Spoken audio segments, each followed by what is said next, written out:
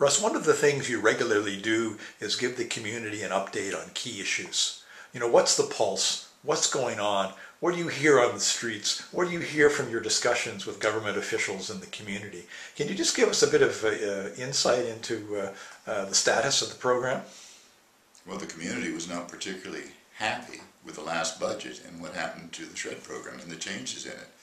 They found that the reductions that occurred are significant, and many of the larger firms are very concerned about how this will impact Canadian investments in R&D in their firms. Some of the changes to the refundable program also are very significant. Beyond that, what we're hearing is that the program is complex, that the complexity is not going away, and that the CRA has changed their expectations for how you support your claim. It's much more complex. The impact of that, certainly with small firms and a number of them, is that they're no longer able to file confidently. In reading the dialogue from the community, one of the things that comes up over and over again is the eligibility document. Where does that stand now? We're not certain, to be frank about it. It probably is coming out towards Christmas. There are rumors to this effect.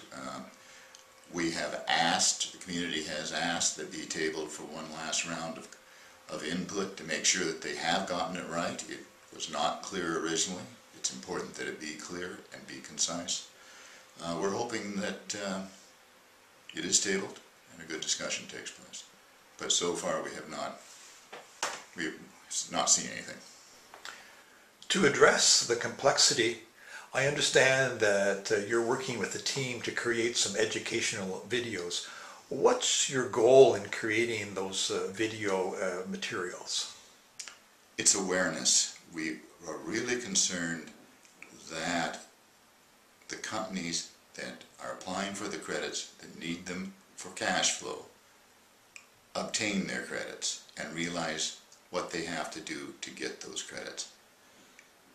It is exceedingly difficult to deal with the situation after the fact. Claims put together, supported after the fact, are in my own personal experience, very hard to support. And that is worse now with the current approaches of the CRA to review. And your idea then is to provide people with some best practice insight? Some best practice. We can't do it all with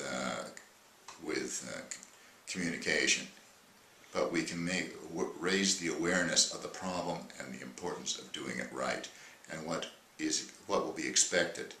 We can also encourage the CRA to be clear about what they expect and consistent about what they expect.